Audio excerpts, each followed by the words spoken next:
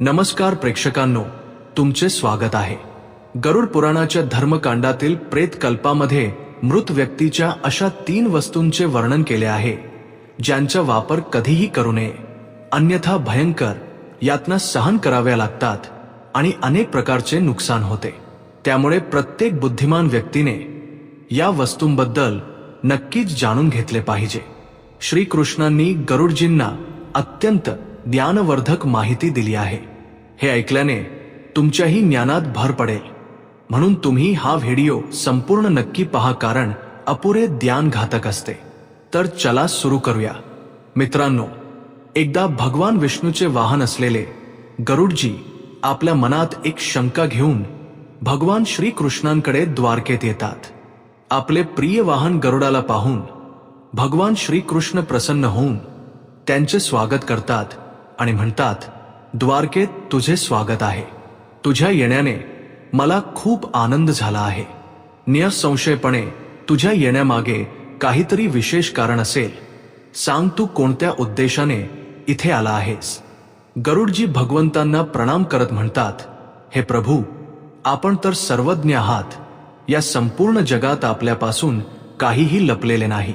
मी आपल्याकडे एक शंका घेऊन आलो आहे, जिचे समाधान केवळ आपणच करू शकता. भगवान श्रीकृष्ण हसत म्हणतात, हे पक्षीराज, तुझी जी काही शंका असेल ती निःसंकोचपणे विचार. तुझ्या प्रत्येक शंकेचे आणि समस्येचे समाधान करणे माझे कर्तव्य आहे. गरुडजी गंभीर स्वरात म्हणतात, हे प्रभू, माझा प्रश्न असा आहे की जेव्हा एखाद्या जीवाला मृत्यू प्राप्त होतो तेव्हा तो आपल्यासोबत कोणकोणत्या गोष्टी घेऊन जातो आणि मृत्यूनंतर त्या व्यक्तीशी जोडलेल्या कोणकोणत्या वस्तूंचा वापर इतर लोकांनी करू नये. भगवान श्रीकृष्णांनी विचारपूर्वक स्वरात म्हटले, गरुडा, तुझा प्रश्न अत्यंत महत्वाचा आहे. या जगात जो जन्म घेतो त्याचा मृत्यू निश्चित असतो. मनुष्य या जगात रिकाम्या हाताने नक्कीच येतो, परंतु जेव्हा त्याचा मृत्यू होतो तेव्हा तो आपल्यासोबत 5 गोष्टी घेऊन जातो. आणि हे सुद्धा सत्य आहे की जिवंत माणसाने मृत व्यक्तीच्या 3 गोष्टींचा कधीही वापर करू नये. तुझ्या या दोन्ही प्रश्नांची उत्तरे देण्यापूर्वी मी एका ब्राह्मण आणि 5 प्रेतांची कथा सांगतो, ज्यामुळे तुझ्या सर्व प्रश्नांचे समाधान होईल. ही कथा लक्ष देऊन ऐक, कारण यातून मानवी जीवनातील गूढ रहस्ये समजून घेता येऊ शकतात. या कथेचे श्रवण केल्याने माणसाचे कोट्यवधी पाप नष्ट होतात, म्हणून तू या कथेचा प्रचार कर. गरुडजींनी श्रद्धेने म्हटले, हे प्रभू, मी लक्षपूर्वक आपली कथा ऐकण्यासाठी तयार आहे. कृपया मला ती पवित्र कथा सांगा. मग भगवान श्रीकृष्णांनी गरुडजींना ती कथा सांगायला सुरुवात केली. हे गरुड, एका काळची गोष्ट आहे. मध्य देशात देव शर्मा नावाचा एक गरीब ब्राह्मण राहत होता. तो अत्यंत गुणवान आणि शास्त्रांमध्ये पारंगत होता. त्याने वेद आणि शास्त्रांचा अत्यंत सखोल अभ्यास केला होता, पण तो आपल्या ज्ञानाचा कधीही दुरुपयोग करत नसे. त्याने कधीही आपल्या ज्ञानाचा उपयोग पैसे कमवण्यासाठी केला नाही. अत्यंत गरीब असूनही तो भिक्षा मागूनच आपला उदरनिर्वाह करत असे. मग एके दिवशी तो ब्राह्मण वनात तपस्या करण्यासाठी जाण्याचा विचार करतो. ईश्वराचे ध्यान करण्याच्या उद्देशाने तो वनात फिरू लागला. ब्राह्मण ज्या वनात प्रवेश करतो त्याचे नाव विपिन वन होते. हे वन अत्यंत भयंकर आणि भयानक होते, ज्याबद्दल दूरदूरचे लोक चर्चा करत असत. या वनात प्रवेश करण्याचे धाडस खूप कमी लोक करू शकत होते, कारण तिथले वातावरणच भयाने भरलेले होते. विपिन वनात उंच उंच झाडे होती, ज्यांच्या फांद्या इतक्या दाट होत्या की सूर्याची किरणेही खाली पोहोचू शकत नव्हती. यातील काही झाडे प्राचीन काळापासून उभी होती, जसे की महावृक्ष, ज्यांची विशाल मुळे जमिनीच्या बाहेर पडून 4ही दिशांना पसरलेली होती. तिथे वटवृक्ष आणि पिंपळासारख्या अश्वत्थ वृक्षांची भरमार होती, जी आपल्या खाली कोणालाही दाबू शकत होती. या भयंकर वनात मांडव आणि शमीसारखी झाडेही होती, ज्यांच्या जवळून जाताना लोकांच्या अंगावर काटा उभा राहत असे. या झाडांच्या फांद्या वेड्यावाकड्या आणि विकृत होत्या आणि त्यावर अनेकदा विचित्र जीव लटकलेले असत. तिथे उगवणारी रोपेही भयानक होती आणि ती साधारण नव्हती. इथे काळ्या पंखांचे घुबड दिवसाही फिरत असत, ज्यांचे भयंकर आवाज हवेत घुमत असत.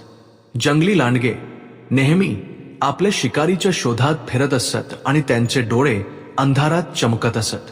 काळ्या ठिपक्यांचे बिबटे आणि हिंसक अस्वलही इथे सर्रास आढळत. पक्ष्यांमध्ये शकुनी नावाचे गिधाड आणि काळी मैना झाडांवर बसून दुरून आलेल्या लोकांना घाबरवत असत. विपिन वनाचे संपूर्ण वातावरणच अत्यंत रहस्यमय आणि भयानक होते. जिथे पावलोपावली मृत्यूची भीती घिरट्या घालत असे, तिथे चालत तो एका अत्यंत प्राचीन वृक्षाजवळ पोहोचतो. तो पाहतो की त्या झाडाखाली 5 पिशाच्च उभे आहेत. ते सर्व पिशाच्च त्या जंगलातून जाणाऱ्या माणसांचे भक्षण करत असत. कोणताही माणूस त्या वाटेवरून गेला तर ते त्याला पकडून खाऊन टाकत. पिशाच्च असल्यामुळे त्यांच्यात धर्माचा कोणताही अंश नव्हता. ते अत्यंत पापी आणि दुराचारी होते. ते कोणावरही कधीच दया करत नसत. जेव्हा तो ब्राह्मण त्या वृक्षाजवळ येतो तेव्हा ते पिशाच्च एकमेकांना म्हणू लागतात, अरे वा, पहा भावांनो, आज आपल्यासाठी ताजे ताजे अन्न येत आहे. सर्वात आधी मीच या ब्राह्मणाला खाईन. याचे मांस किती चविष्ट असेल. हा ब्राह्मण केवळ सात्विक भोजन ग्रहण करत असेल, त्यामुळे याच्या शरीरात कोणत्याही प्रकारचे रोग नसतील, कोणतेही किडे किंवा कृमीही नसतील. याचे मांस खाण्यात खूप आनंद मिळेल. हा हा हा हा, दुसरा पिशाच्च म्हणतो, या ब्राह्मणाचे भक्षण तर मीच करेन. आज कित्येक दिवसांनंतर शिकार हाती लागली आहे. अशा प्रकारे ते पिशाच्च त्या ब्राह्मणाला खाण्यासाठी पुढे येतात. परंतु जेव्हा तो ब्राह्मण त्या पिशाच्चांना पाहतो तेव्हा तो अजिबात घाबरत नाही. तो ब्राह्मण भगवान विष्णूंचा परम भक्त होता आणि तो प्रत्येक वेळी श्रीहरींच्या नावाचा जप करत असे, त्यामुळे त्याला कोणाचीही भीती वाटत नसे. त्या पिशाच्चांना पाहूनही ब्राह्मण भयभीत झाला नाही आणि त्या पिशाच्चांकडे पाहत तो त्यांना प्रणाम करू लागतो आणि म्हणतो, हे पिशाच्चांनो, तुम्हाला नमस्कार असो. त्या ब्राह्मणाचे असे विचित्र वर्तन पाहून पिशाच्च थक्क होतात. विष्णुभक्त ब्राह्मणाच्या सान्निध्यामुळे त्यांच्या आतील हिंसेचा भाव नष्ट होतो आणि ते आश्चर्यचकित होऊन त्या ब्राह्मणाकडे पाहतात व त्याला म्हणू लागतात, हे महात्मन, आपण कोण आहात आणि या जंगलात एकटे का भटकत आहात? आम्हा पिशाच्चांना पाहूनही तुम्हाला जराही भीती वाटली नाही.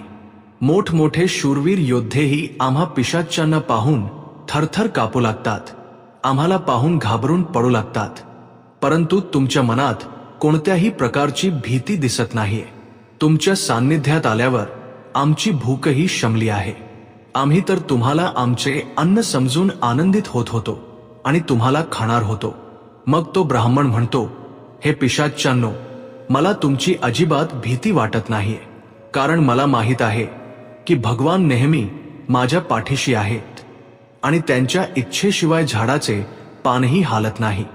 जर माझा मृत्यू तुमच्यासारख्या पिशाच्चांच्याच हातून होणार असेल तर मला तेही मान्य आहे. प्रभूंनी माझ्या नशिबात जे काही लिहिले आहे ते मला मंजूर आहे. जर मला खाऊन तुमची तृप्ती होणार असेल तर मी हे माझे भाग्य समजेन. या जगातील प्रत्येक प्राण्याला सुख प्रदान करणे, त्यांची तृप्ती करणे हेच प्रत्येक माणसाचे कर्तव्य आहे. पिशाच्च देखील ईश्वरानेच निर्माण केले आहेत, त्यामुळे मी तुमची निंदा तरी कशी करू शकेन? ब्राह्मणाचे असे शब्द ऐकून ते सर्व पिशाच्च आश्चर्यचकित होतात आणि त्या ब्राह्मणाला म्हणू लागतात, हे ब्राह्मण देवता, तुमचे शब्द अत्यंत सुंदर आहेत, जे ऐकूनच आमची तृप्ती झाली आहे. आम्ही तुमचे भक्षण करणार नाही. कृपया आम्हाला सांगा की तुम्ही कोण आहात आणि कोणत्या कारणाने या जंगलात भटकत आहात. तो ब्राह्मण म्हणाला, हे पिशाच्चांनो, माझे नाव देव शर्मा आहे आणि मी प्रभूची भक्ती करण्यासाठी या जंगलात योग्य जागा शोधत होतो. परंतु तुम्हाला पाहून असे वाटते की तुम्ही खूप कष्टात आहात. मला सांगा की कोणत्या कारणास्तव तुम्हाला पिशाच्च व्हावे लागले. जर मी तुमची काही मदत करू शकत असेन तर नक्की सांगा. मी माझ्या क्षमतेनुसार तुमची जी काही शक्य होईल ती मदत नक्की करेन. ब्राह्मणाचे बोलणे ऐकून सर्व पिशाच्च सुन्न होतात आणि म्हणू लागतात, हे द्विजश्रेष्ठा, तुम्हाला वारंवार प्रणाम आहे. आम्ही सर्व पिशाच्च आमच्या पापकर्मांमुळेच झालो आहोत. आम्ही आमच्या पितरांचा अपमान केला आहे. याच कारणामुळे आम्हाला ही पिशाच्च योनी प्राप्त झाली आहे. कुणास ठाऊक या पिशाच्च शरीरापासून आम्हाला कधी मुक्ती मिळेल. आम्ही मनुष्य असतानाही खूप पापे केली होती आणि पिशाच्च बनून तर आम्ही असंख्य पापे केली आहेत.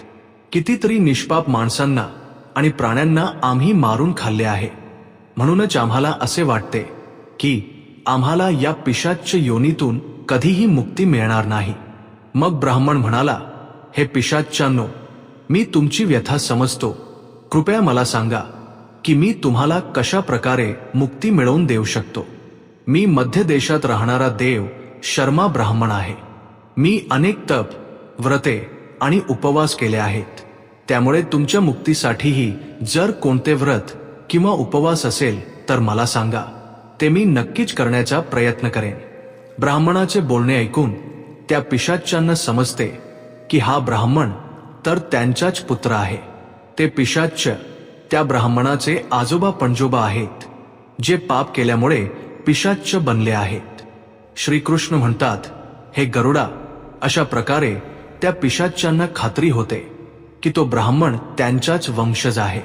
मग ते सर्व पिशाच्च आपापल्या पापकर्मांबद्दल सांगू लागतात. पहिला पिशाच्च, ज्याचे नाव उची होते, तो पुढे आला. त्याचे शरीर मांस आणि रक्ताने माखलेले होते आणि त्याच्या डोळ्यात अधर्माची आग जळत होती. त्याने थरथरत ब्राह्मणाला सांगितले, माझे नाव उची असे पडले कारण मी नेहमी इतरांचे उरलेले आणि उष्टे अन्न खात असे. मी मागील जन्मात बृहस्पती होतो आणि तुझ्या 5 पिढ्यांपूर्वीचा पूर्वज होतो. एका वेळी मी खूप विद्वान आणि आदरणीय ब्राह्मण होतो. मी यज्ञ आणि अनुष्ठाने केली, परंतु हळूहळू माझी लालसा वाढली. मला लोकांनी सोडलेले अन्न खाण्याची सवय लागली आणि इतरांच्या उष्ट्या अन्नात मला चव येऊ लागली. हे अधर्म आहे हे माहीत असूनही मी उष्ट्या अन्नाची देवाणघेवाण सुरू केली. एके दिवशी एका पवित्र यज्ञानंतर उरलेले उष्टे अन्न मी खाल्ले. त्याच अन्नामुळे माझ्या शरीरात विष निर्माण झाले आणि त्याच क्षणी माझा मृत्यू झाला. आता मी पिशाच्च बनून उष्टे अन्न खातो आणि हाच माझा शाप आहे. दुसरा पिशाच्च, ज्याचे नाव नग्न अंग होते, तो पुढे आला. त्याचे संपूर्ण शरीर नग्न होते आणि त्याची हाडे दिसत होती. त्याने ब्राह्मणाकडे पाहून म्हटले, माझे नाव नग्न अंग असे पडले कारण मी नेहमी विवस्त्र राहून स्नान करत असे. पूर्वजन्मी माझे नाव शरदचंद्र होते आणि मी तुझ्या 6व्या पिढीतील पूर्वज होतो. मी एका ब्राह्मण कुळात जन्मलो होतो आणि माझ्याकडे ज्ञान आणि तपाची शक्ती होती, परंतु मला माझ्या शरीराचा अहंकार निर्माण झाला. मला स्नान करताना नग्न राहण्यात आनंद मिळायचा आणि मी समाजाच्या नियमांचा अपमान केला. मी याला स्वाभाविक मानत होतो, परंतु तो अधर्म होता. एके दिवशी जेव्हा मी नगरातील तलावात नग्न होऊन स्नान करत होतो, तेव्हा जलदेवतेने मला शाप दिला की माझ्या अहंकारामुळे मला पिशाच्च योनी प्राप्त होईल. माझा मृत्यूही त्याच तलावात बुडून झाला. आता मी पिशाच्च आहे आणि माझे शरीर नेहमी नग्नच राहील, जसा मी माझ्या ब्राह्मण धर्माचा अपमान केला होता. तिसरा पिशाच्च, ज्याचे नाव शववस्त्र होते, त्याच्या शरीरावर मृत लोकांचे फाटके कपडे गुंडाळलेले होते. त्याच्या आवाजात वेदना होत्या. तो म्हणाला, मी या योनीत यासाठी आहे कारण मी नेहमी मृत व्यक्तींचे कपडे चोरले. गेल्या जन्मी माझे नाव अच्युतानंद होते. मी तुझ्या पूर्वजांपैकी एक होतो आणि एका आदरणीय ब्राह्मण कुळाशी माझा संबंध होता, परंतु माझ्या मनात लोभ वाढला होता. मी स्मशानभूमीत जाऊन मृतांचे कपडे चोरायचो आणि ते विकायचो. मेलेल्या लोकांचे कपडे परिधान करून मला सुखाची अनुभूती मिळायची. माझा हा अधर्म पाहून देवतांनी मला शाप दिला की माझा मृत्यूही स्मशानातच होईल आणि मी पिशाच्च बनून नेहमी शवांचे कपडे परिधान करेन. माझा मृत्यू स्मशानातच झाला, जिथे एका भयंकर पिशाच्याने मला मारले. आता मला मृतांचे कपडे परिधान करण्याचा शाप मिळाला आहे. चौथा पिशाच्च, ज्याचे नाव अशौच होते, त्याची उपस्थिती इतकी घाणेरडी आणि दुर्गंधीयुक्त होती की ब्राह्मणाला श्वास घेणेही कठीण झाले. अशौच म्हणाला, माझे नाव अशौच असे पडले कारण मी नेहमी अपवित्र आणि घाणेरड्या वस्तूंमध्ये स्वतःला गुंतवून ठेवले. मी गेल्या जन्मी धर्मराज होतो आणि तुझा पूर्वज होतो. माझ्या जीवनात शुद्धतेला कोणतेही स्थान नव्हते. ब्राह्मण असूनही मी माझे जीवन अपवित्रतेत घालवले. मी माझ्या शरीराच्या आणि मनाच्या शुद्धीकडे कधीच लक्ष दिले नाही. घाणेरडे कपडे घातले आणि अपवित्र ठिकाणी राहिलो. मी स्नान करत नसे आणि हे सर्व माहीत असूनही मी धर्माच्या नियमांचे पालन केले नाही. माझ्या या पापामुळे देवांनी मला शाप दिला की मी अपवित्रतेत लिप्त राहूनच या पिशाच्च योनीत भटकेन. माझा मृत्यू एका घाणेरड्या तळ्यात बुडून झाला. आता मी या पिशाच्च योनीत आहे, जिथे मी नेहमी अपवित्रतेने वेढलेला असतो. शेवटी पाचवा पिशाच्च क्रव्याध होता. त्याचे तोंड रक्ताने माखलेले होते आणि त्याच्या हातात मांसाचे तुकडे होते. त्याने भयानक हास्य करत ब्राह्मणाला म्हटले, मी क्रव्याध आहे कारण मी मांस आणि रक्ताचा लोभी होतो. पूर्वजन्मी माझे नाव सोमदेव होते आणि मी तुझा पूर्वज होतो. ब्राह्मण असूनही मी हिंसा आणि क्रूरतेचे जीवन स्वीकारले. मला मांसाहार आणि हत्या करण्यात आनंद मिळायचा. मी अनेक निष्पाप प्राण्यांचे रक्त सांडले आणि त्यांचे मांस खाल्ले. मी माझ्या कुटुंबाच्या आणि समाजाच्या मर्यादांचे उल्लंघन केले. माझ्या या अधर्मामुळे माझा मृत्यू एका मांसाहारी भोजनादरम्यान झाला, जेव्हा मी गायीचे मांस खाल्ले. देवांनी मला शाप दिला की मी या पिशाच्च योनीत येऊन रक्त आणि मांसाचा लोभी बनेन. आता मी नेहमीसाठी क्रव्याध झालो आहे. अशा प्रकारे ते पिशाच्च म्हणतात, हे वत्सा, आम्ही नेहमी अपवित्र कपडे घालत असू, घाणेरडे मणके कपडे घालूनच भोजन, पूजापाठ इत्यादी कामे करत असू. आम्ही नेहमी उष्टे खरकटे अन्नच ग्रहण केले. याच कारणामुळे आमची ही दुर्दशा झाली आहे. आम्ही विवस्त्र होऊन स्नान करत असू, ज्यामुळे आमचे पितर आमच्यावर नाराज झाले. आम्ही पितरांसाठी कधीही अन्न अर्पण केले नाही. याच कारणामुळे आम्हाला मृत्यूनंतर प्रेत बनावे लागले. मग ते पिशाच्च म्हणतात, हे वत्सा, तू आमच्याच वंशातील आहेस. आम्ही तुझे पूर्वज आहोत. ही ईश्वराचीच कृपा आहे की त्याने तुला आमच्याकडे पाठवले आहे. आता आम्हाला खात्री झाली आहे की तू आम्हाला नक्कीच मुक्ती मिळवून देशील. हे वत्सा, तू आता जा आणि आमच्या मुक्तीसाठी उपाय कर. आपल्या पूर्वजांची अशी दशा पाहून तो ब्राह्मण अत्यंत दुःखी होतो आणि विचार करू लागतो की आपल्या पूर्वजांना मुक्ती मिळवून देण्यासाठी कार्य करणे हे प्रत्येक मनुष्याचे विहित कर्तव्य आहे. तो ब्राह्मण त्या पिशाच्चांना वचन देतो आणि म्हणतो, हे पितामह, मी तुमच्या मुक्तीसाठी नक्कीच उपाय करेन. मग तो ब्राह्मण अगस्त्य मुनींकडे जातो आणि त्यांना पितरांच्या मुक्तीसाठी उपाय विचारतो. अगस्त्य मुनी त्या ब्राह्मणाला पितरांच्या मुक्तीसाठी केले जाणारे तर्पण, श्राद्ध, पिंडदान, दानधर्म इत्यादी विधींबद्दल माहिती देतात. त्यानंतर तो ब्राह्मण एका पवित्र नदीच्या काठावर जाऊन आपल्या पूर्वजांसाठी ते सर्व विधी पार पाडतो जे अगस्त्य मुनींनी सांगितलेले असतात. ब्राह्मण असूनही मी माझे जीवन अपवित्रतेत घालवले. मी माझ्या शरीराच्या आणि मनाच्या शुद्धीकडे कधीच लक्ष दिले नाही. घाणेरडे कपडे घातले आणि अपवित्र ठिकाणी राहिलो. मी स्नान करत नसे आणि हे सर्व माहीत असूनही मी धर्माच्या नियमांचे पालन केले नाही. माझ्या या पापामुळे देवांनी मला शाप दिला की मी अपवित्रतेत लिप्त राहूनच या पिशाच्च योनीत भटकेन. माझा मृत्यू एका घाणेरड्या तळ्यात बुडून झाला. आता मी या पिशाच्च योनीत आहे, जिथे मी नेहमी अपवित्रतेने वेढलेला असतो. शेवटी 5वा पिशाच्च क्रव्याध होता. त्याचे तोंड रक्ताने माखलेले होते आणि त्याच्या हातात मांसाचे तुकडे होते. त्याने भयानक हास्य करत ब्राह्मणाला म्हटले, मी क्रव्याध आहे, कारण मी मांस आणि रक्ताचा लोभी होतो. पूर्वजन्मी माझे नाव सोमदेव होते आणि मी तुझा पूर्वज होतो. ब्राह्मण असूनही मी हिंसा आणि क्रूरतेचे जीवन स्वीकारले. मला मांसाहार आणि हत्या करण्यात आनंद मिळायचा. मी अनेक निष्पाप प्राण्यांचे रक्त सांडले आणि त्यांचे मांस खाल्ले. मी माझ्या कुटुंबाच्या आणि समाजाच्या मर्यादांचे उल्लंघन केले. माझ्या या अधर्मामुळे माझा मृत्यू एका मांसाहारी भोजनादरम्यान झाला, जेव्हा मी गायीचे मांस खाल्ले. देवांनी मला शाप दिला की मी या पिशाच्च योनीत येऊन रक्त आणि मांसाचा लोभी बनेन. आता मी नेहमीसाठी क्रव्याध झालो आहे. अशा प्रकारे ते पिशाच्च म्हणतात, हे वत्सा, आम्ही नेहमी अपवित्र कपडे घालत असू, घाणेरडे मडके कपडे घालूनच भोजन, पूजापाठ इत्यादी कामे करत असू. आम्ही नेहमी उष्टे-खरकटे अन्नच ग्रहण केले. याच कारणामुळे आमची ही दुर्दशा झाली आहे. आम्ही विवस्त्र होऊन स्नान करत असू, ज्यामुळे आमचे पितर आमच्यावर नाराज झाले. आम्ही पितरांसाठी कधीही अन्न अर्पण केले नाही. याच कारणामुळे आम्हाला मृत्यूनंतर प्रेत बनावे लागले. मग ते पिशाच्च म्हणतात, हे वत्सा, तू आमच्याच वंशातील आहेस.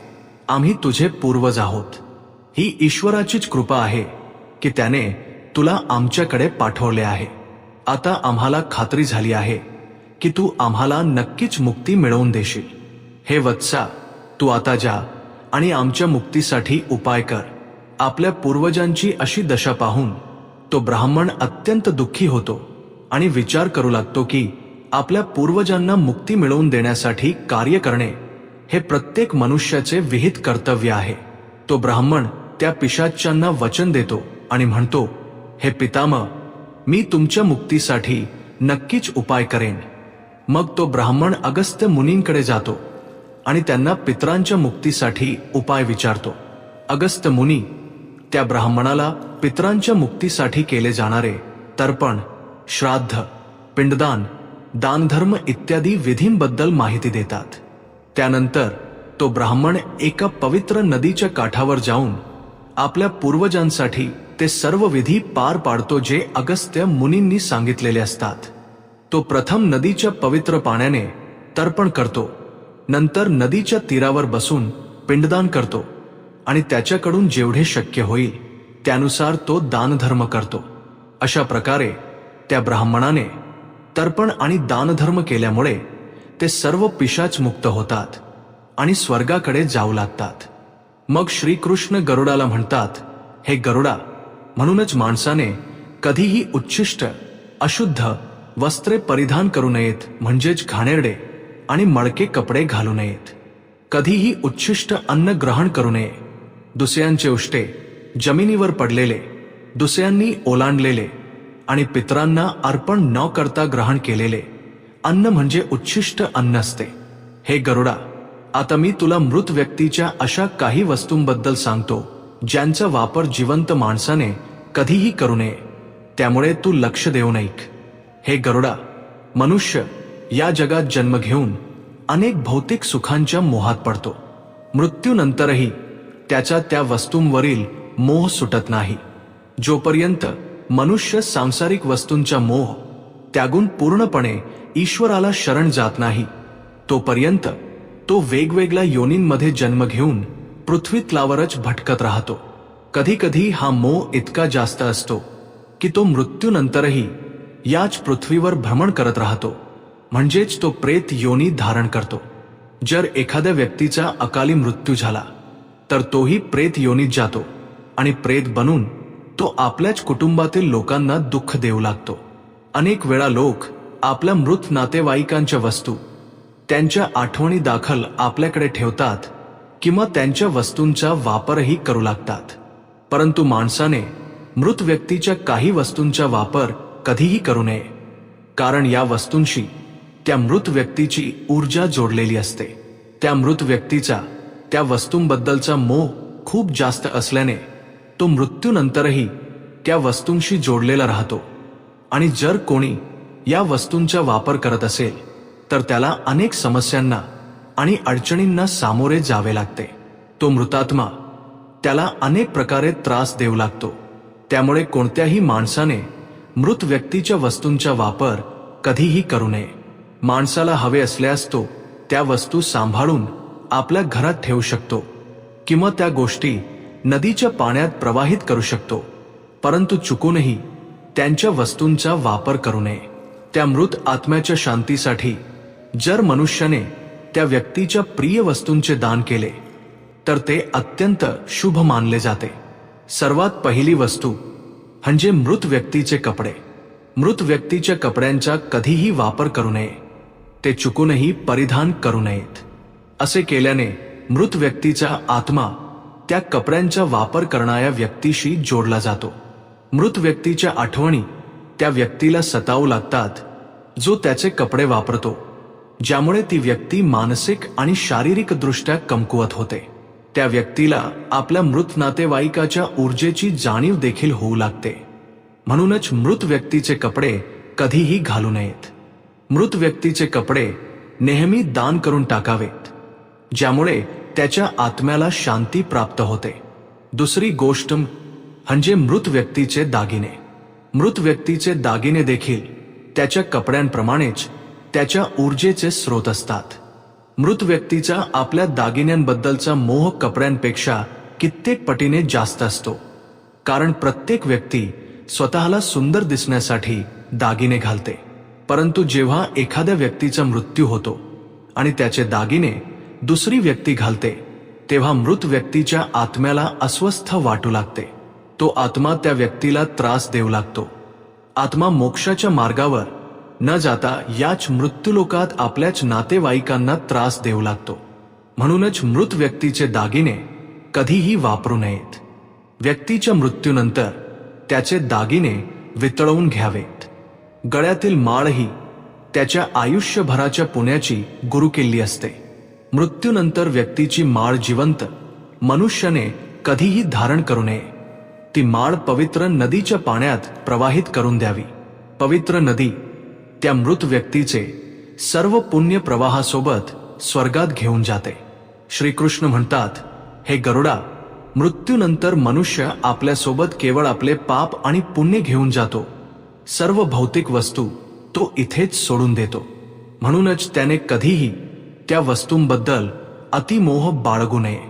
श्रीकृष्ण पुढे म्हणतात, हे गरुडा, मृत्यूनंतर आत्म्यासोबत अशा काही गोष्टी असतात ज्या पुढच्या जन्मातही त्याच्या सोबत जातात.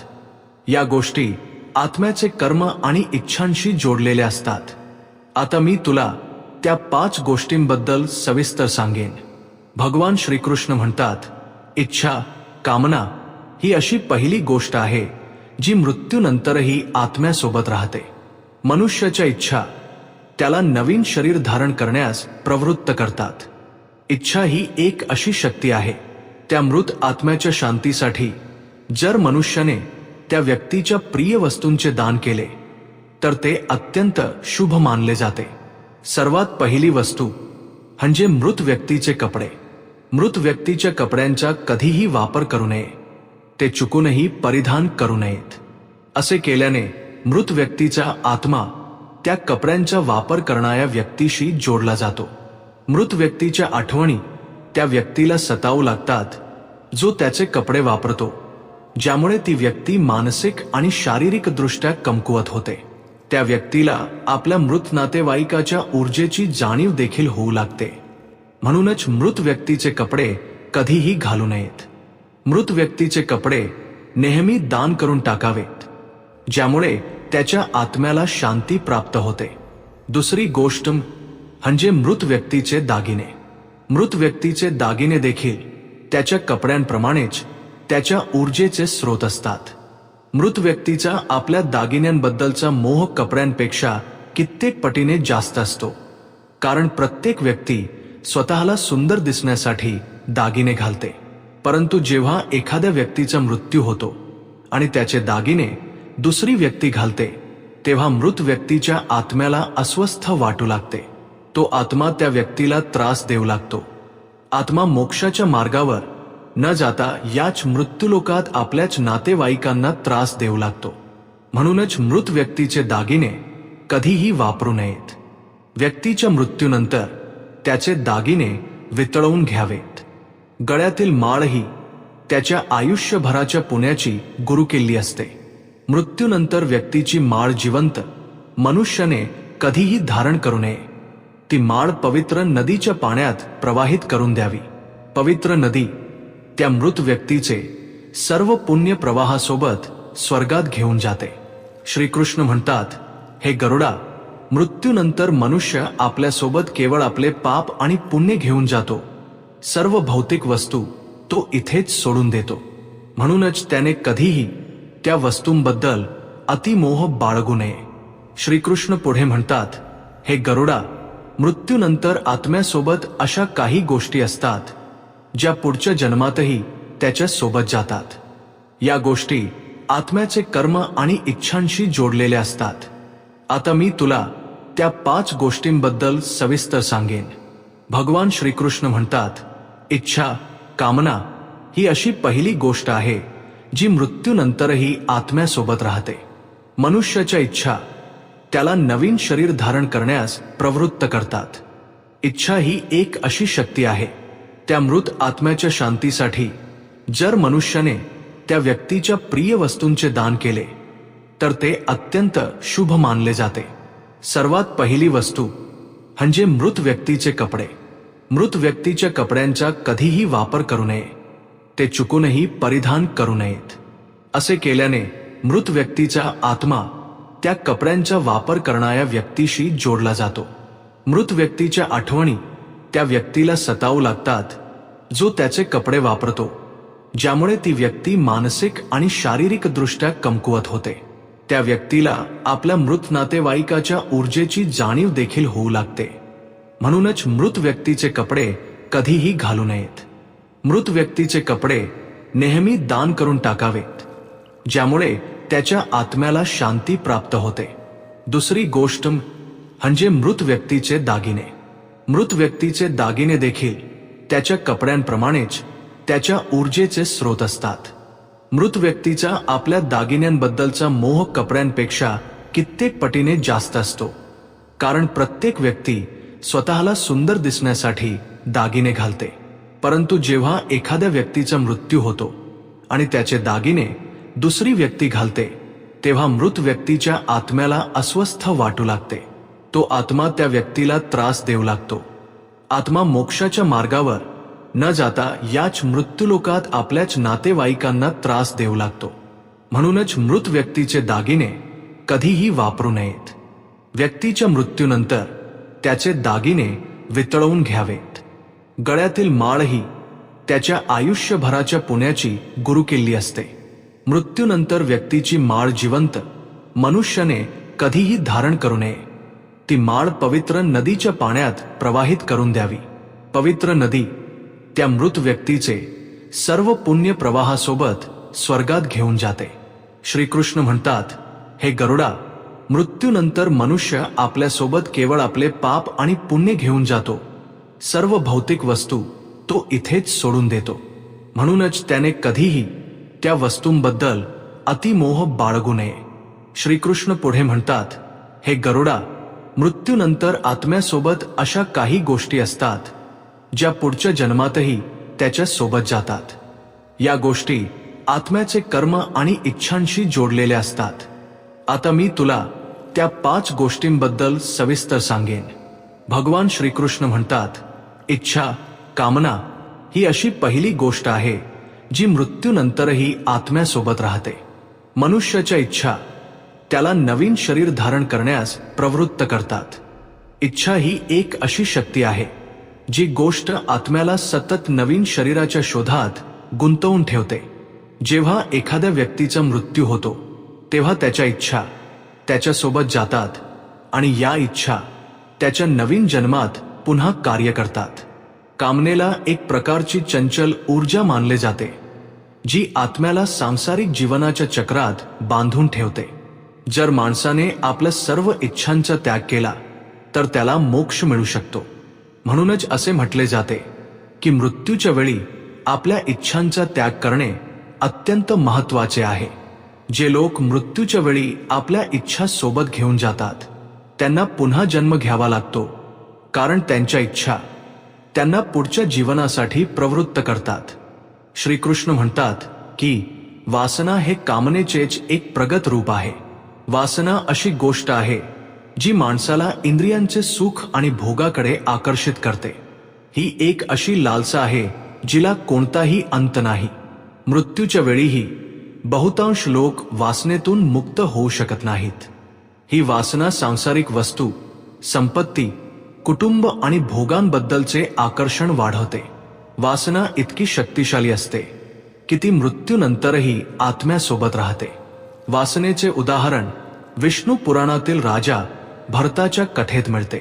राजा भरताने एका हरणाच्या पाडसावर अत्यंत प्रेम केले आणि त्यांची त्या पिल्लाविषयीची वासना इतकी प्रबळ होती की मृत्यूच्या वेळीही ते त्याच हरणाचा विचार करत राहिले. परिणामी पुढच्या जन्मात त्यांना हरणाची योनी प्राप्त झाली. हे दर्शवते की वासना आत्म्याला बंधनात अडकवून ठेवते. केवळ मनःशांती आणि ज्ञानानेच वासनेतून मुक्ती मिळू शकते.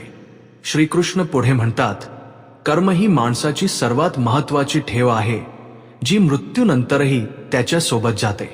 मनुष्य आपल्या जीवनात जे काही चांगले किंवा वाईट कार्य करतो ती कर्मे त्याला पुढच्या जन्मात फळ देतात. मृत्यूच्या वेळी आत्म्याने केलेल्या सर्व कर्मांचा हिशोब होतो. जर एखाद्या व्यक्तीने चांगली कर्मे केली असतील तर त्याला परलोकात सुख आणि शांती मिळते आणि पुढच्या जन्मातही त्याला समृद्धी प्राप्त होते. याउलट जर त्याने वाईट कर्मे केली असतील तर त्याला नरक किंवा दुःखमय जीवन प्राप्त होते. याच कारणामुळे आपल्या धर्मशास्त्रांमध्ये कर्माला अत्यंत महत्त्व दिले गेले आहे. कर्माची गती खरोखरच इतकी अद्भुत असते की हे 7 जन्मांपर्यंत आत्म्याचा पाठलाग करते. म्हणून माणसाने नेहमी पुण्यकर्म करण्याचा प्रयत्न केला पाहिजे. भगवान श्रीकृष्ण 4थ्या गोष्टीच्या रूपात कर्जाचा उल्लेख करतात. ते म्हणतात की कर्ज ही अशी गोष्ट आहे जी मृत्यूनंतरही आत्म्याचा पाठलाग करते. जर एखादी व्यक्ती जीवनात कोणाकडून उधार घेते आणि ते न फेडता मरण पावते तर ते कर्ज पुढच्या जन्मातही त्याच्या सोबत राहते. कर्ज आत्म्यावर एक प्रकारचे बंधन निर्माण करते आणि जोपर्यंत ते फेडले जात नाही तोपर्यंत आत्मा त्यातून मुक्त होऊ शकत नाही. मृत्यूनंतर त्या आत्म्याला परलोकात कर्ज फेडण्यासाठी शिक्षाही दिली जाऊ शकते. पुनर्जन्मात कर्जामुळे व्यक्तीला शारीरिक किंवा मानसिक त्रास सहन करावा लागू शकतो. म्हणूनच धर्मशास्त्रांमध्ये असे म्हटले आहे की जीवनात घेतलेली सर्व कर्जे फेडूनच मृत्यूला सामोरे गेले पाहिजे, जेणेकरून आत्मा पुढच्या जन्मात या ओझ्यातून मुक्त होऊ शकेल. शेवटी भगवान श्रीकृष्ण गरुडजींना भक्तीचे महत्त्व सांगतात. ते म्हणतात की भक्ती हा तो पवित्र मार्ग आहे जो आत्म्याला ईश्वराशी जोडतो. जी व्यक्ती ख्या मनाने देवाची आराधना करते तिच्या आत्म्याला मृत्यूनंतरही त्या भक्तीचे फळ मिळते. भक्ती हीच ती शक्ती आहे जी आत्म्याला जन्ममरणाच्या चक्रातून मुक्त करू शकते आणि त्याला मोक्ष मिळवून देऊ शकते. भक्तीने भरलेले हृदय मृत्यूनंतरही ईश्वराच्या जवळ राहते.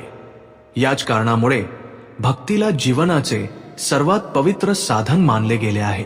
अशा प्रकारे भगवान श्रीकृष्णांनी गरुडजींना सांगितले की मृत्यूनंतर आत्म्यासोबत कामना, वासना, कर्म, कर्ज, पुण्य आणि भक्ती राहते.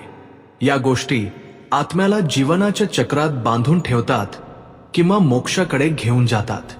तर मित्रांनो, अशा प्रकारे श्रीकृष्णांनी गरुडजींना अत्यंत महत्त्वपूर्ण ज्ञान दिले आहे. आशा आहे की तुम्हाला ही माहिती आवडली असेल. व्हिडिओला नक्की लाईक करा आणि कमेंटमध्ये जय श्रीकृष्ण नक्की लिहा. तसेच चॅनेलला सबस्क्राईब करा. तुम्हा सर्वांचे धन्यवाद की हे 7 जन्मांपर्यंत आत्म्याचा पाठलाग करते. म्हणून माणसाने नेहमी पुण्यकर्म करण्याचा प्रयत्न केला पाहिजे. भगवान श्रीकृष्ण 4थ्या गोष्टीच्या रूपात कर्जाचा उल्लेख करतात. ते म्हणतात की कर्ज ही अशी गोष्ट आहे जी मृत्यूनंतरही आत्म्याचा पाठलाग करते. जर एखादी व्यक्ती जीवनात कोणाकडून उधार घेते आणि ते न फेडता मरण पावते, तर ते कर्ज पुढच्या जन्मातही त्याच्या सोबत राहते. कर्ज आत्म्यावर एक प्रकारचे बंधन निर्माण करते आणि जोपर्यंत ते फेडले जात नाही तोपर्यंत आत्मा त्यातून मुक्त होऊ शकत नाही. मृत्यूनंतर त्या आत्म्याला परलोकात कर्ज फेडण्यासाठी शिक्षाही दिली जाऊ शकते. पुनर्जन्मात कर्जामुळे व्यक्तीला शारीरिक किंवा मानसिक त्रास सहन करावा लागू शकतो. म्हणूनच धर्मशास्त्रांमध्ये असे म्हटले आहे की जीवनात घेतलेली सर्व कर्जे फेडूनच मृत्यूला सामोरे गेले पाहिजे, जेणेकरून आत्मा पुढच्या जन्मात या ओझ्यातून मुक्त होऊ शकेल. शेवटी भगवान श्रीकृष्ण गरुडजींना भक्तीचे महत्त्व सांगतात. ते म्हणतात की भक्ती हा तो पवित्र मार्ग आहे जो आत्म्याला ईश्वराशी जोडतो. जी व्यक्ती ख्या मनाने देवाची आराधना करते, तिच्या आत्म्याला मृत्यूनंतरही त्या भक्तीचे फळ मिळते. भक्ती हीच ती शक्ती आहे जी आत्म्याला जन्ममरणाच्या चक्रातून मुक्त करू शकते आणि त्याला मोक्ष मिळवून देऊ शकते. भक्तीने भरलेले हृदय मृत्यूनंतरही ईश्वराच्या जवळ राहते. याच कारणामुळे भक्तीला जीवनाचे सर्वात पवित्र साधन मानले गेले आहे.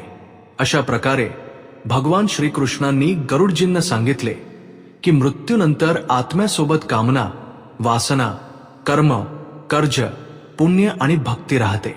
या गोष्टी आत्म्याला जीवनाच्या चक्रात बांधून ठेवतात किंवा मोक्षाकडे घेऊन जातात. तर मित्रांनो, अशा प्रकारे श्रीकृष्णांनी गरुडजींना अत्यंत महत्त्वपूर्ण ज्ञान दिले आहे. आशा आहे की तुम्हाला ही माहिती आवडली असेल. व्हिडिओला नक्की लाईक करा आणि कमेंटमध्ये जय श्री कृष्ण नक्की लिहा. तसेच चॅनेलला सबस्क्राईब करा. तुम्हा सर्वांचे धन्यवाद.